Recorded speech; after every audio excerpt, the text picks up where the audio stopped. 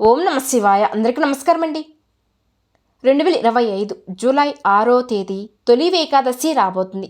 ఇది అత్యంత పవిత్రమైన ఏకాదశి. ఈ ఏడాది ఆదివారంతో కలిసి వచ్చిన దేవదసాయని ఏకాదశి. ఈ తొలి ఏకాదశిని హిందువులు ఒక పెద్ద పండుగలాగా చేసుకుంటూ ఉంటారు.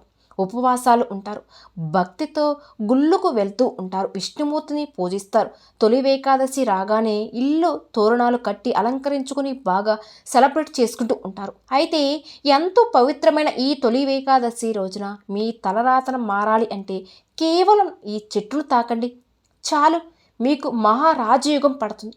మీ తలరాత మారబోతుంది. కోట్ల వర్షం కురుస్తుంది. తొలి ఏకాదశి రోజు ఎవరైతే ఈ చెట్టును తాగుతారో వారికి అదృష్టం పట్టబోతుంది.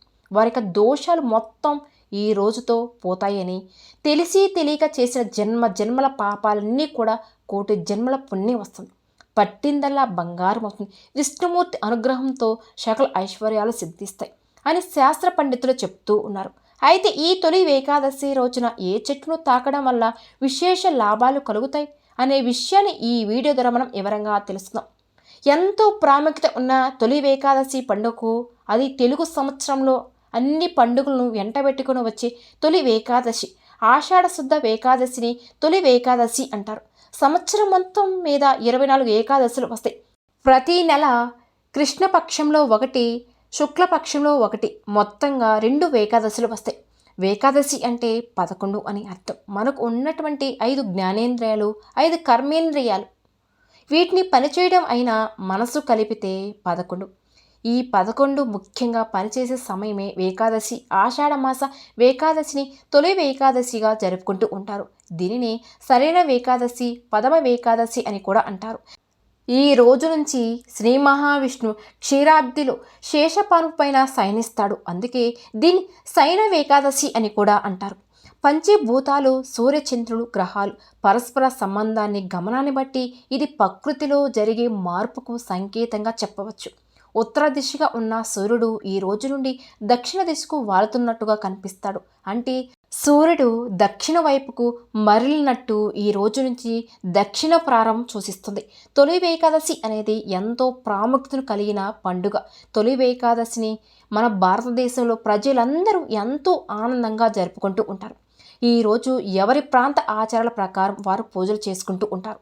ఎవరు ఏ విధంగా పూజించినా విష్ణుమూర్తి ప్రసన్నమవుతాడు. అయితే ఎంతో పవిత్రమైన ఈ తొలి ఏకాదశి రోజున ఆడవారు మర్చిపోకుండా ఈ రంగు చీర కట్టుకుంటే చాలండి, జన్మల దారిద్రాలు తొలగిపోతాయి.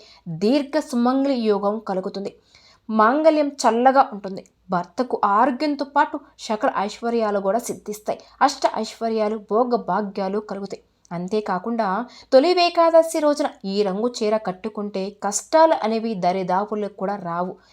శుభకార్యాలు చేస్తున్నప్పుడు ప్రథమైన దుస్తులు ధరించడం మన ఆనవాయితీగా. కొన్ని రంగు దుస్తులు వేసుకోవడం వలన శుభ ఫలితాలు వస్తాయి. మరికొన్ని రంగు దుస్తుల వల్ల చెడు ఫలితాలు కూడా వస్తాయి. ఎందుకు అంటే కొన్ని రంగులు నెగిటివ్ వైబ్స్ని, నెగిటివ్ ఎనర్జీని అట్రాక్ట్ చేస్తాయి, కష్టాలను కొని తెస్తాయి, దుష్టశక్తులను ప్రేరణిస్తాయి. అలాగే కొన్ని రంగుల దుస్తువులు గ్రహాల అనుకూలతను పొంది పాజిటివ్ ఎనర్జీని అట్రాక్ట్ చేస్తాయి. మన మనసుకు ప్రశాంతతను కూడా ఇస్తాయి. మన ఉల్లాసంగా ఆనందంగా ఉండేలాగా ప్రేరణిస్తాయి. మామూలు రోజులలో కన్నా ప్రత్యేకమైన రోజులలో ఈ రంగులో ఉండే దుస్తులను ఖచ్చితంగా వేసుకోవాలని శాస్త్రాలు చెప్తూ ఉన్నాయి. ప్రత్యేకించి ఈ తొలి ఏకాదశి రోజున స్త్రీలు ఈ రంగు దుస్తులు ధరిస్తే చాలండి, మీకు ఈ సంవత్సరం అంతా కూడా బాగా కలిసి వస్తుంది. మీ భర్త ఆయుష్ ఆరోగ్యాలతో ఉంటారు. ధనం బాగా సంపాదించి యోగాలు వస్తాయి. దీర్ఘ సుమంగళి యోగం కలుగుతుంది. అద్భుతమైన ఫలితాలు వస్తాయని పెద్దలు కూడా చెప్తూ ఉన్నారు. ఇక ఎంతో పవిత్రమైన ఈ తొలి ఏకాదశి రోజున స్త్రీలు పసుపు రంగు చీర కట్టుకుంటే చాలా మంచిది. విష్ణుమూర్తికి పసుపు అంటే చాలా ఇష్టం. పసుపు రంగు దుస్తులు ధరించడం వల్ల విష్ణుమూర్తి అనుగ్రహం కలుగుతుంది. భర్తకు చాలా మంచి జరుగుతుంది. ఆరోగ్యం, ఐశ్వర్యం సిద్ధిస్తాయి. సమస్త పాపాలను, దరిదాపులను కూడా మీకు రాకుండా చేస్తాయి. దైవ అనుగ్రహంతో సంపాదిస్తూ సంతోషంగా జీవించి ఉంటారని, దాంపత్య జీవితంలో సమస్యలు పోవాలన్నా, పిల్లలు మనకు అనుకూలంగా ఉండాలన్నా, వారి విద్యాబుద్ధులు బాగుండాలన్నా మర్చిపోకుండా ఆడవారు పసుపు రంగులో ఉండే చీరను ధరించండి. ఈ విధంగా వేసుకుంటే మీకు చాలా మంచి జరుగుతుంది. మీ దగ్గర యెల్లో కలర్ దుస్తులు లేకపోతే అనుకునేవారు పింక్ కలర్‌లో ఉండే వేసుకున్నా పర్వాలేదండి. అద్భుతమైన ఫలితాలు అయితే కలుగుతాయి. కేవలం ఆడవారికి ఒక్కరే కాదండి. పిల్లలు, పెద్దలు, మగవారు అందరూ కూడా తొలి ఏకాదశి రోజున పసుపు రంగులో లేదా పింక్ కలర్‌లో ఉండే దుస్తులు ధరిస్తే చాలా అద్భుతమైన ఫలితాలు వస్తాయి. కష్టాలన్నీ కూడా పోతాయి. దాంపత్య జీవితం మారుతుంది. బాగుంటుంది కూడా. అష్ట ఐశ్వర్యాలు, భోగ భాగ్యాలు సిద్ధిస్తాయి. మీకున్న సమస్యలన్నీ కూడా పోతాయి. లక్ష్మీనారాయణుల అనుగ్రహంతో మీకు అంతా కూడా మంచే జరుగుతుంది. కాబట్టి ఈ తొలి ఏకాదశి రోజున అందరూ కూడా పసుపు లేదా పింక్ కలర్‌లో ఉండే దుస్తులను ధరించండి. అద్భుతమైన ఫలితాలను పొంది ఆనందంగా జీవించండి. అంటే దశమి నాడు గోరింటాకును కోసి 100 చేతులకు పెట్టుకుంటే మాంగళ్యం పెరుగుతుంది అంటారు. ఆషాఢంలో ఒక్కసారైనా సరే గోరింటాకు పెట్టుకోవాలని అంటారు కదా! ఆ గోరింటాకును ఈ తొలి ఏకాదశి రోజున ముందు రోజునే పెట్టుకుంటే లక్ష్మీదేవి అనుగ్రహం కలుగుతుంది. కనుక ఈ రోజున స్త్రీలందరూ కూడా చేతులకు గోరింటాకు పెట్టుకోండి. స్త్రీలు అంటే కేవలం పెళ్లి అయిన వారు మాత్రమే కాదు. పెళ్ళి అవని వారు కూడా ఈరోజు గోరింటాకు పెట్టుకోవాలి. గోరింటాకు పెట్టుకోవడం వల్ల మీకు అన్ని శుభాలే జరుగుతాయి. తొలి ఏకాదశి రోజున గోవు కనిపిస్తే ఆ గోవుకు ప్రత్యేకమైన ఆహారం పెట్టి ఈ మాట అంటే చాలు మీ దశ మారిపోతుంది. ఘోర నరకాలు తప్పుతాయి. రాజయుగం పడుతుంది. తరతరాలకు తరగని ఐశ్వర్యం కూడా వస్తుంది అని శాస్త్ర పండితులు చెప్తున్నారు. తొలి ఏకాదశి రోజున అన్నంలో చిటికెడు ఉప్పు కలిపి పసుపు కలిపి అన్నాన్ని గోవుకు ఆహారంగా పెడితే సమస్యలు పోతాయి. అప్పులు తీరిపోతాయి. సంపాదన పెరుగుతుంది. తొలి ఏకాదశి రోజున ఉడికించిన ఆలుగడ్డలను గోవుకు ఆహారంగా పెట్టడం వల్ల నరక ఘోష పోతుందండి. అలాగే ఈ రోజున ఆవుకు క్యారెట్ ఆహారంగా పెట్టడం వల్ల వ్యాపారం అభివృద్ధి చెందుతుంది. బీట్రూట్ పాలకూర గోవుకు ఆహారంగా పెట్టడం వల్ల ఐశ్వర్యం కలుగుతుంది.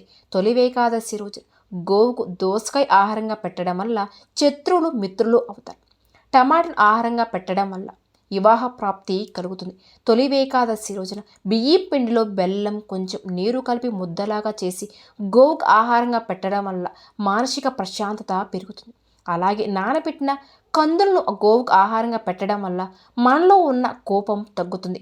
తొలి ఏకాదశి రోజు నానబెట్టిన కుసుమ గింజలు గోవుకు ఆహారంగా పెట్టడం వల్ల మనం చేసిన పాపాలు దూరం అయిపోతాయి. నానబెట్టిన శనగలు ఈరోజు గోవుకు ఆహారంగా పెట్టడం వల్ల మనలో ఆధ్యాత్మిక చింతన ఏర్పడుతుంది. రాగి పిండి మరియు బెల్లము కలిపి గోవుకు పెడితే మనకు ఉన్న దారిద్ర్యం అంతా పోతుందండి. తొలి ఏకాదశి రోజున మీకు ఏది కుదిరితే మీది ఏది అందుబాటులో ఉంటే గోవుకు ఆహారంగా పెట్టండి. చాలండి. సకల దేవతల యొక్క అనుగ్రహం అంతా మీపైనే ఉంటుంది. కాబట్టి ఈ ఏకాదశి రోజున ఆయా పదార్థాలతో భక్తితో గోవుకు సమర్పించుకుంటే కనుక మీకు ఉన్న సమస్యలు సులభంగా పోతాయి. తరతరాలకు తరగని ఐశ్వర్యం వస్తుంది. ఇలా మీరు గోవుకు ఆహారం పెట్టిన తర్వాత 3 సార్లు ఓం నమో భగవతే గోమాత్రే నమః, ఓం నమో భగవతే గోమాత్రే నమః అనే మంత్రాన్ని పఠిస్తే సకల దేవతల అనుగ్రహం కలుగుతుంది. కష్టాలన్నీ కూడా పోతాయి. లక్ష్మీదేవి అనుగ్రహం కలుగుతుంది. మీ దశ మారబోతుంది. రాజయుగం పడుతుంది. ఏకాదశి వ్రతాన్ని చేయాలనుకునేవారు దశమి రోజు రాత్రి నుంచి ఉపవాస దీక్షను ప్రారంభించాలి. ఉపవాసం చేసినా చేయకపోయినా సరే తొలి ఏకాదశి రోజున తెల్లవారుజామున నిద్రలేచి కాలకృతాలు చేయించుకొని స్నానం చేసి శుభ్రమైన వస్త్రాలు ధరించి నుదుటిన కుంకుమ ధరించాలి. ఆ తర్వాత లక్ష్మీనారాయణుల పటానికి లేదా వెంకటేశ్వర స్వామి పటానికి గంధము కుంకుమలతో బొట్టి పెట్టి అలంకరించుకోవాలి. ముందుగా ఆచమన చేసి ఆవునేయితో దీపాన్ని వెలిగించుకోవాలి. తొలి ఏకాదశి అనేది ప్రత్యేకమైన పర్వదినం కాబట్టి మీరు పసుపు గణపతిని చేసి అందులోకి వినాయకుని ఆవాహనం చేసి ముందుగా పసుపు గణపతికి పూజ చేసి నైవేద్యాన్ని సమర్పించాలి. ఆ తర్వాత విష్ణుమూర్తికి తులసి మాలను సమర్పించాలి. విష్ణుమూర్తిని తొలి ఏకాదశి తులసితో పూజించడం వల్ల అఖండ ఐశ్వర్యం సిద్ధిస్తుంది. విష్ణుమూర్తికి అలంకరణ అంటేనే ప్రీతి అండి. కాబట్టి మీకు అందుబాటులో ఉన్న రకరకాల పుష్పాలతో అలంకరించి స్వామివారికి ధూపం దీప నైవేద్యాలతో అలంకరించుకోవాలి. ఇక ఈ తొలి ఏకాదశి రోజున ముఖ్యంగా మహా నైవేద్యాన్ని శ్రీ మహావిష్ణువుకు నైవేద్యంగా పెట్టాలి. అంటే మీ ఇంట్లో ఏ వండుకుంటే అదే పెట్టాలి. ఇలా మహా నైవేద్యం పెడితే ఆ లక్ష్మీనారాయణ కరుణ కటాక్షలు తప్పకుండా లభిస్తాయి. దీనితో పాటు పేలాల పిండిని కూడా నివేదన చేయాలి. చాలామంది తొలి ఏకాదశి రోజున కేవలం పేలాల పిండిని మాత్రమే నైవేద్యంగా పెడతారు. కానీ పేలాల పిండి ఒకటే కాదు, దానితో పాటు మహా నైవేద్యం కూడా పెడితే లక్ష్మీ పూజలో ఫలితం వస్తుంది.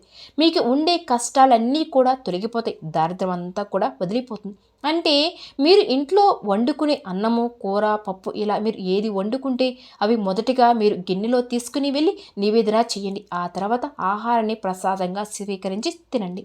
అలాగే ఈ రోజున పేలాల పిండిని కూడా తప్పకుండా తినండి. ఇలా నైవేద్యం పెట్టిన తర్వాత విష్ణు సహస్రనామాలు చదవాలి, లేదా 108 సార్లు ఓం నమో నారాయణ, ఓం నమో నారాయణ అనే మంత్రాన్ని జపించాలి. చివరిలో హారతిని చూపించాలి. ఇది తొలి ఏకాదశి పూజా విధానం. ఇక ముఖ్యంగా ఈ రోజున తొలి ఏకాదశి రోజున దానిమ్మ గింజలను నైవేద్యంగా పెడతారు.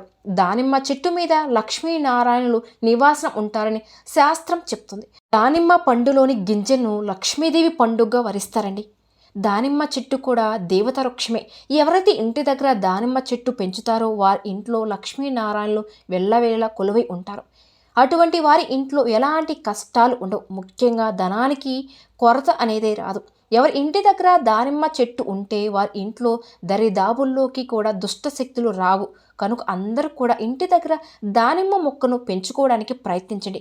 ముఖ్యంగా తొలి ఏకాదశి రోజున ఎవరైతే దానిమ్మ చెట్టు దగ్గరికి వెళ్ళి ఇప్పుడు మనం చెప్పుకున్న విధంగా చేసి 11 సార్లు ఆ చెట్టును తాగుతారో వారికి మహారాజ యోగం పడుతుంది.